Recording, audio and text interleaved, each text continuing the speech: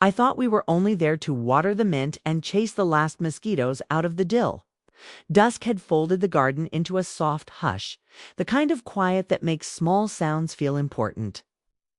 My grandson turned a trowel in his hands, like a key he wasn't sure would fit any lock, and whispered, "Grandpa, I need to tell you something I haven't told anyone."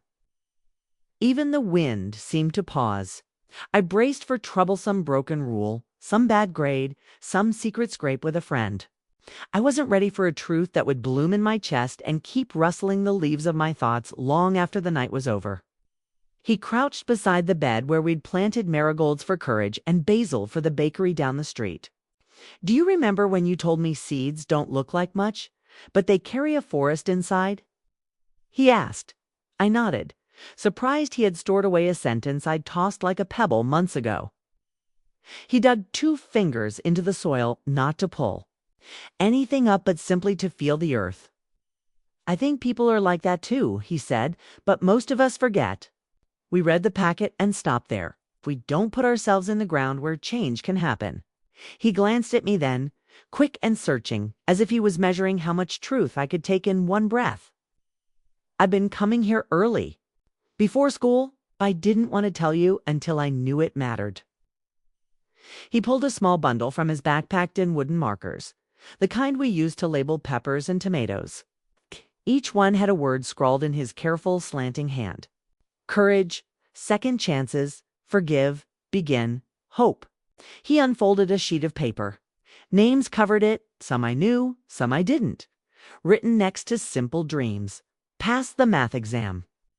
Help mom get a better job. Say sorry to a friend. Sleep without nightmares. Start running again. Learn to read better. Smile in the mirror.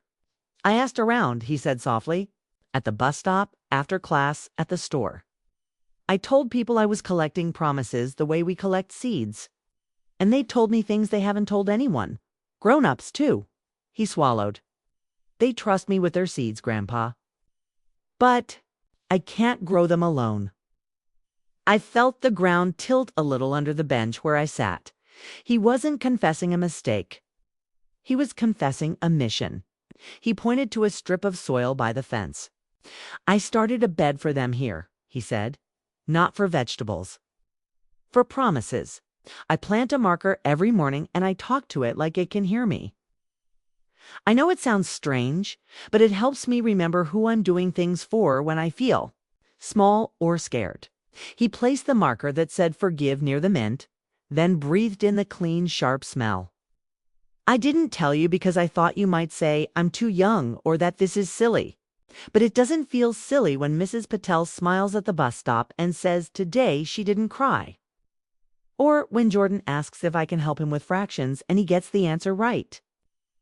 Or when the man who always looks at his shoes looks up and says good morning." The garden felt different after that, like a room where a door had been opened and the air had changed.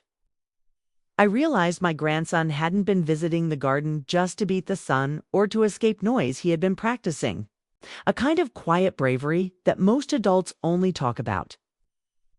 He unfolded another scrap of paper, edges soft from being folded and unfolded 100 times. On it was my name. Next to it, one word: believe. I stared at it, throat tight. He kept his eyes on the dirt, voice small but steady.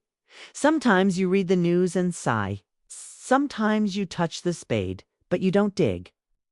I wrote your promise because I want to remind you, you still have seeds too." The cicadas thrummed their low summer music. The sky dimmed to deep blue. Somewhere a neighbor laughed. In the middle of all that ordinary, my grandson's words cut a clean path through the years I had spent telling myself to be realistic, to be careful, to be smaller than the dream. He slid the believe marker into my palm. It was as light as a feather and heavy as a vow. "I don't want to grow up and forget," he said.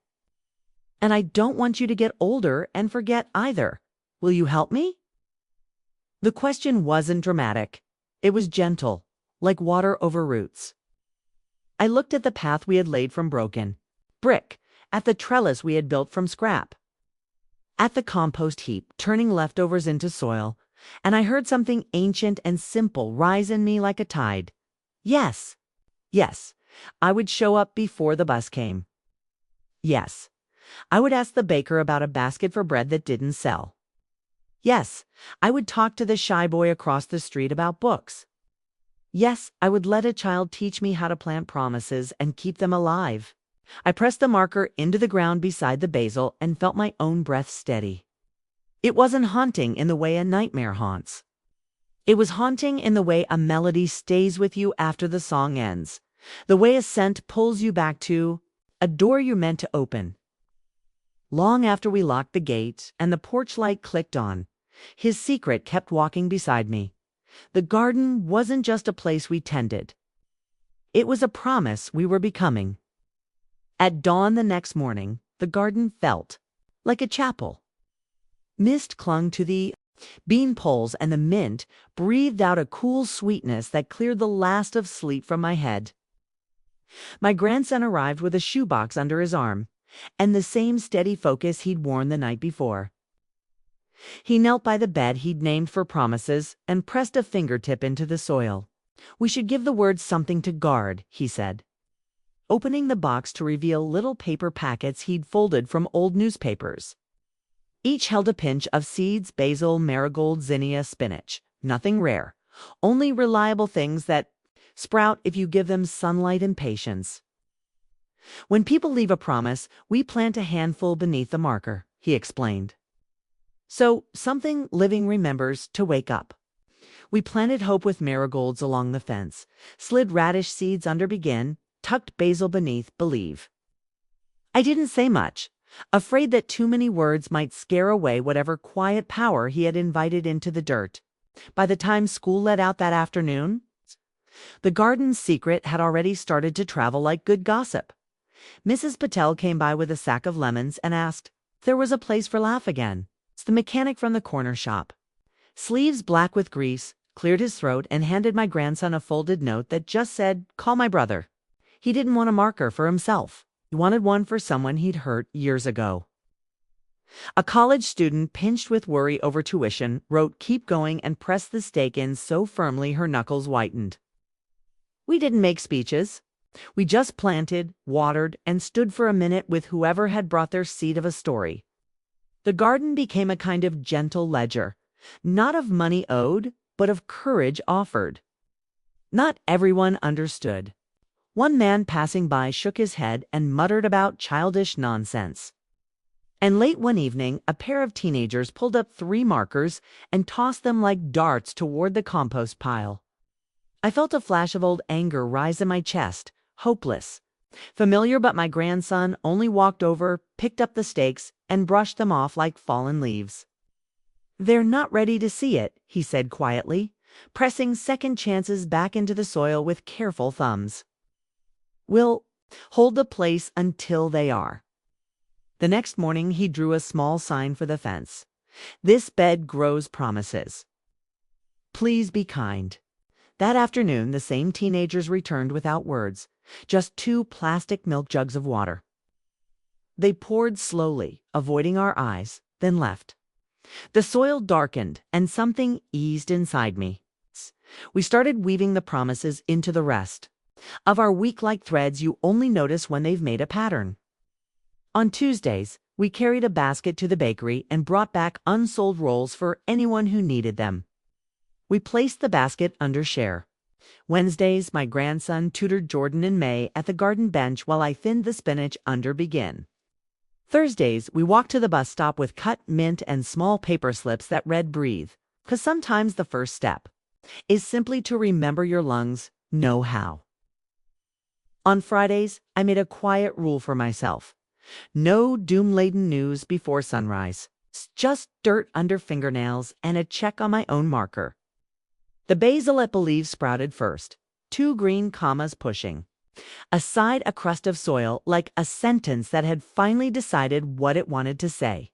The moment that still stirs me awake some nights arrived on a Saturday when the road glowed with heat and bees wrote invisible music over the zinnias. A man I recognized from the shelter came in slow, shoulders hunched the way a person holds. themselves after too many goodbyes. He stared at the markers without speaking, then stopped at one that read, "Forgive."